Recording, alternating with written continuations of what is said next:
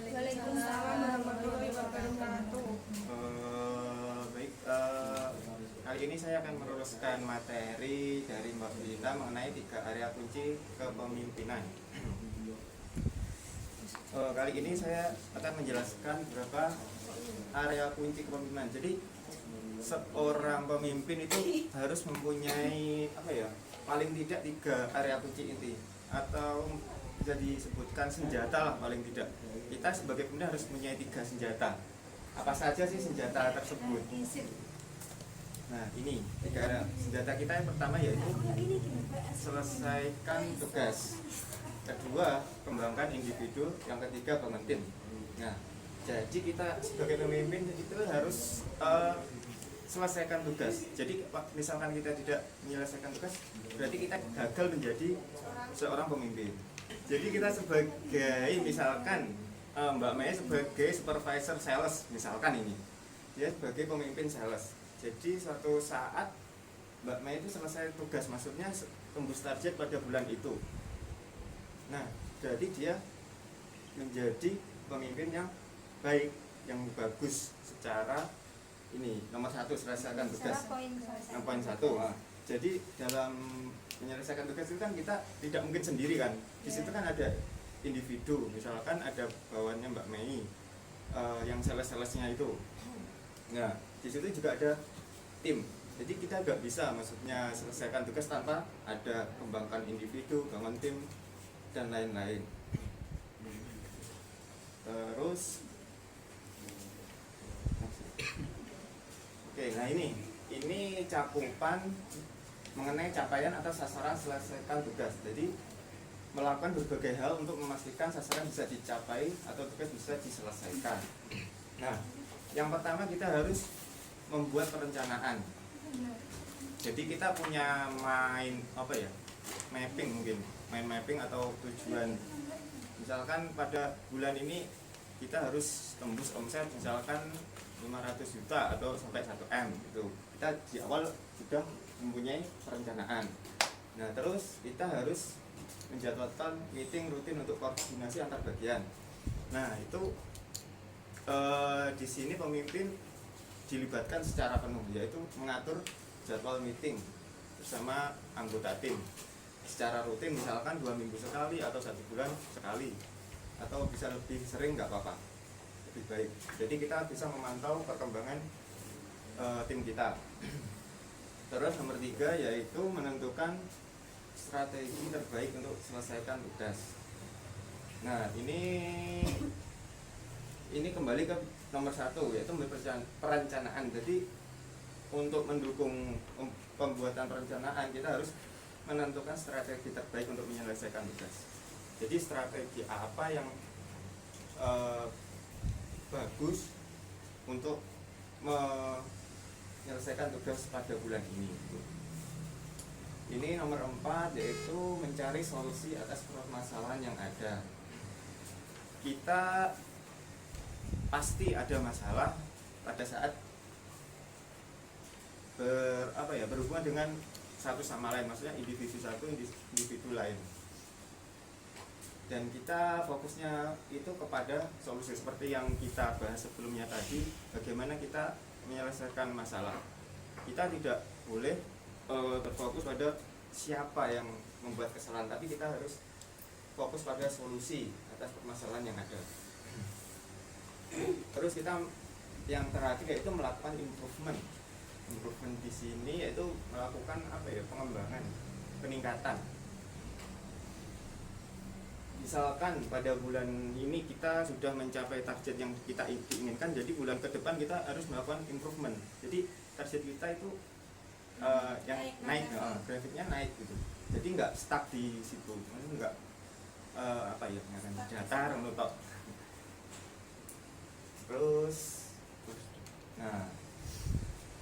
yang kedua yaitu kembangkan individu. Apa itu mengembangkan individu? Yaitu melakukan berbagai hal untuk mengembangkan dan meningkatkan kualitas diri anggota. Di sini kita sebagai pemimpin juga harus peduli atas anggota kita, kualitas anggota kita, kita di situ dituntut untuk mengetahui kualitas tiap anggota kita. Misalkan si A ini kurangnya di sini, si B kurangnya di sini, si C kurang di sini. Jadi kita tahu gitu loh, mana yang perlu peningkatan. Ya, terus yang poin pertama secara konsisten memberikan masukan atau feedback. Masukan atau feedback di sini misalkan di sini contohnya Mbak DP ya, Mbak DP kan sering koordinator di pabrik misalkan ya.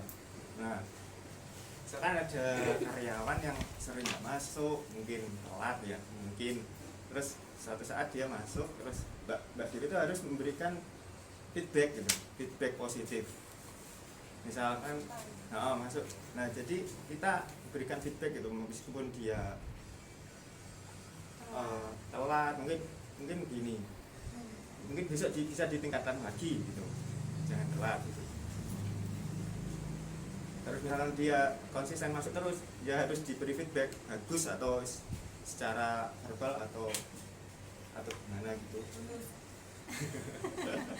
Ya bisa kalau mampu. Kedua yaitu secara konsisten memberikan motivasi. Nah ini, jadi kita sebagai pemimpin harus juga konsisten memberikan motivasi kepada anggota kita. Misalkan kita sudah mencapai target pada bulan ini, jadi kita harus terus memotivasi agar mereka itu juga semangat gitu. Dalam bentuk motivasinya kan bermacam-macam di sini. Nomor 3 yaitu secara konsisten melatih anggota. Nah ini yang saya bicarakan tadi mengenai kekurangan tiap anggota kan berbeda. Di sini kita konsisten melatih anggota setiap individunya, kurangnya apa gitu, kita bisa memberikan pelatihan kepada anggota. Terus secara konsisten memberi peluang untuk bertumbuh. Nah ini juga berkaitan dengan yang nomor 3 yaitu memberikan seperti kita ini kan diberikan peluang untuk bertumbuh berkembang gitu mengenai pembelajaran atau apa gitu loh. Iya. Paham toh?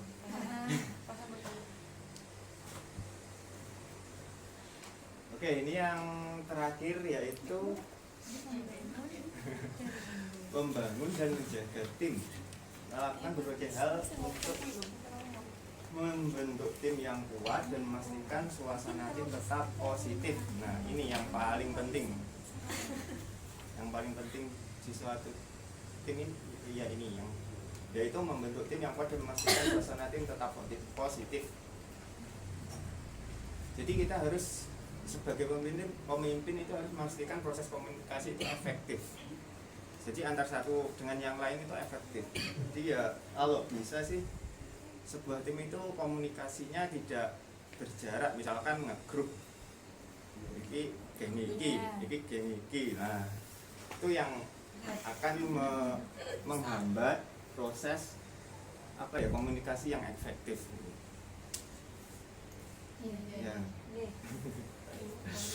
Terus yang kedua yaitu berkoordinasi secara rutin. Koordinasi secara rutin yaitu ini seperti yang tadi meeting, misalkan kita meeting di luar, misalkan seperti gathering 3 minggu sekali atau 1 bulan sekali di luar gitu, ngopi mungkin, tapi yang berhubungan dengan pekerjaan. Terus menjadwalkan kegiatan untuk membangun ikatan yang kuat. Nah ini juga sama sih sebenarnya seperti yang nomor 2, kegiatan-kegiatan yang diulang untuk membangun tim yang lebih solid gitu loh. Misalkan kita kalau target kita tembus pada bulan ini, bulan depan kita kemana gitu, maksudnya kita jalan-jalan atau ngopi atau gimana. Nah itu penting untuk membangun ikatan yang kuat, yang solid antar tim. Jadi kita nggak ya semuanya lah paham lah. Butuh healing. Nah, salah satu menjaga dan membangun tim yang solid. Yang 4, mendengarkan masukan dari anggota. Nah, ini kan yang tadi sudah dijelaskan bahwa sebagai pemimpin kita harus mendengarkan masukan dari anggota kita. Jadi enggak seperti Superman tadi, saya yang paling benar gitu. Jadi kita harus, jika kita ingin menjadi pemimpin yang baik, kita juga harus mau mendengarkan masukan dari anggota kita. Kelima yaitu melakukan improvement. Nah ini sama seperti sebelumnya, yaitu melakukan improve pengembangan diri pada tim kita. Nah ini contoh implementasinya. Joko adalah seorang leader baru di sebuah perusahaan pabrik marmer. Ia perlu dibantu bagaimana timnya agar bisa mencapai hasil yang diinginkan. Bantu Joko berikan saran apa saja yang ia perlu lakukan. Dari sisi selesaikan tugas mungkin apa? Tugas kita apa? Sebagai pemimpin, target kira-kira.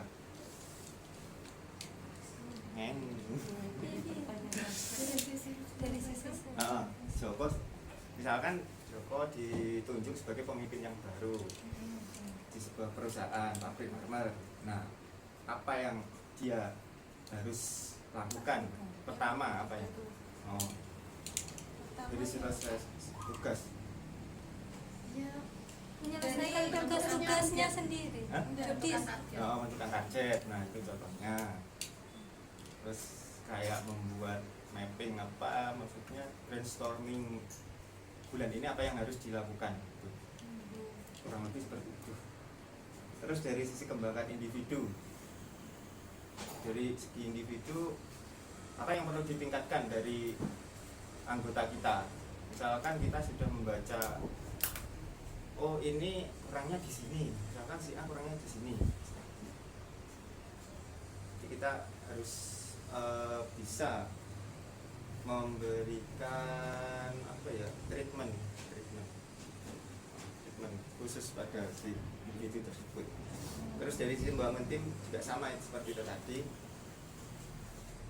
menjaga tim, yaitu kita mempunyai, misalkan Joko mempunyai setiap 2 minggu sekali melakukan briefing atau gimana meeting agar tim kita bisa solid. Memperhatikan tim. Memperhatikan tim. Tim itu ya itu yang paling utama ya di tim itu.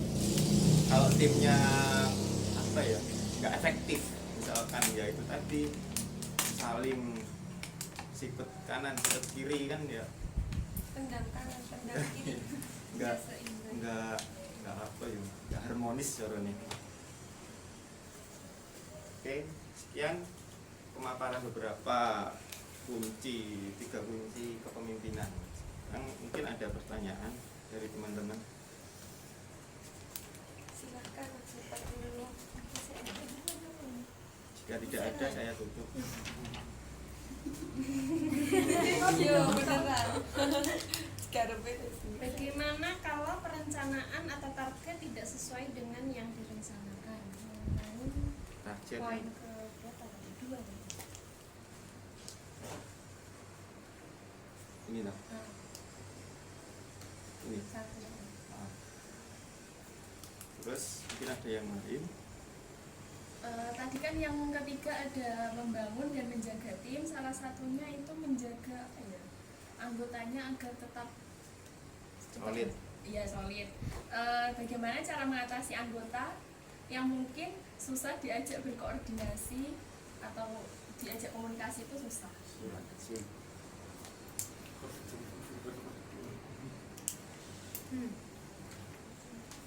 Maksudnya komunikasi susah itu gimana? Susah diajak berkoordinasi Dengan cara sama lain gitu loh. Oh, kurang.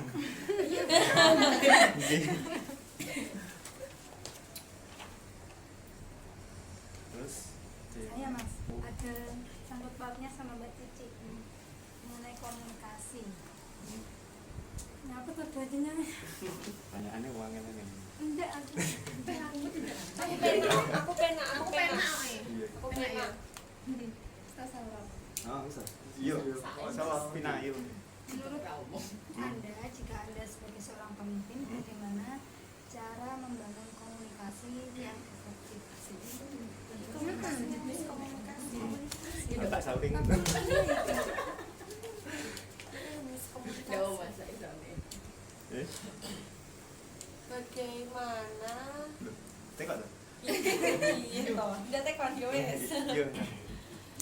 Bagaimana menurut Anda ini pertanyaan umum dalam membangun teamwork yang efektif agar mencapai tujuan atau sasaran sebuah perusahaan? Iki penak loh. Iya jajan apa?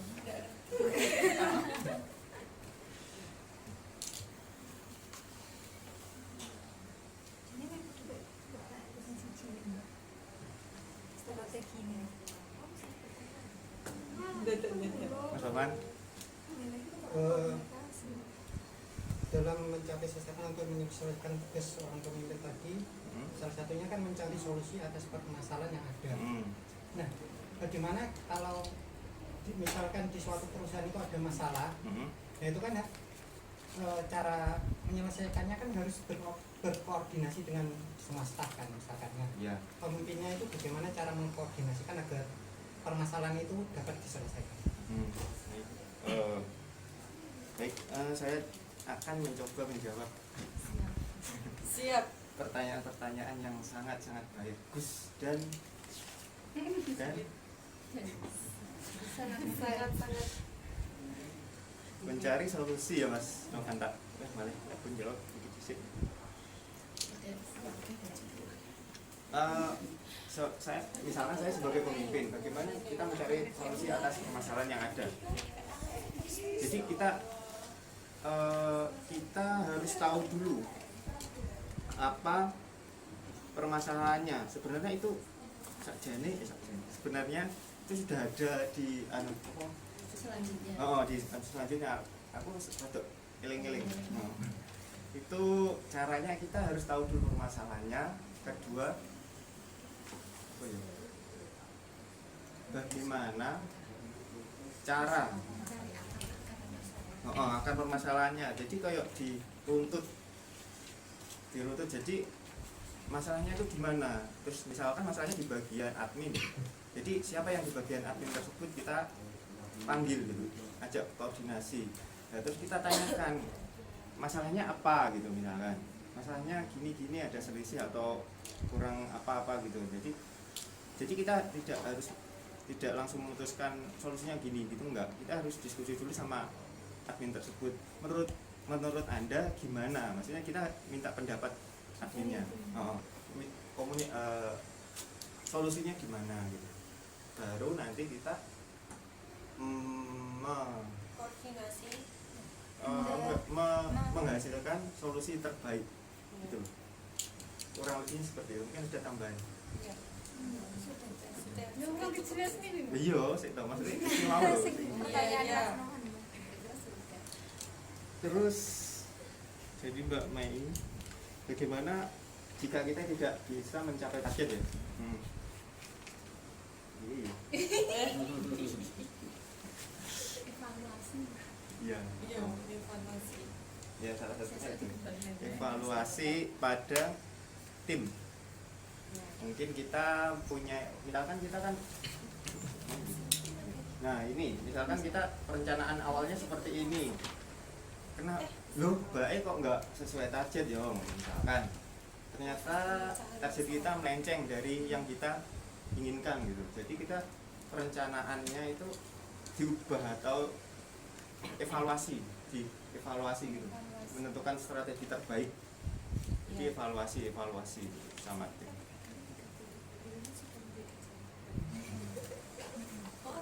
Iya lah. Ya kurang lebih seperti itu Mbak Mei. Ya. Pertanyaan saya. Oh iya. Kang emang anggota yang solid siapa itu? Saya. Oh iya. Mbak Cici. Gimana kita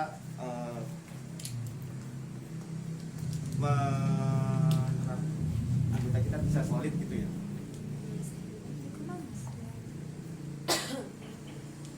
Nah ini bagaimana pastikan Jadi kita memberikan budaya apa ya? Misalkan kita setiap pagi kayak apa ya? Briefing gitu. Kurang lebihnya seperti itu. Briefing atau kita berdoa bareng. Iya, itu kan sholat duha Sholat duha. Tapi bisa itu kan solid. Solid. sama-sama. Iya, Iya. tunggu Iya. gitu mas. Iya kayak iya gitu loh. Kan Iya, sudah jatuh dijelaskan. target kan untuk membangun ikatan yang kuat. Nah, misalkan kita harus target pada bulan ini, ayo kita Healing. Healing jalan-jalan. healing, ayo ngopi. Minimal ngopi. Kopi. Ngopi. Kita untuk Kopi. kita salah satu untuk apa ya merayakan gitu. Jadi kita tetap apa ya tetap semangat gitu untuk dalam bekerja. Iya, iya. Iya, iya Mas. Bisa diterima dengan baik. Bisa. Alhamdulillah. Saya sangat Yang kurang makmur. Iya. Bagaimana cara membangun komunikasi yang efektif, Mang? Gina yo.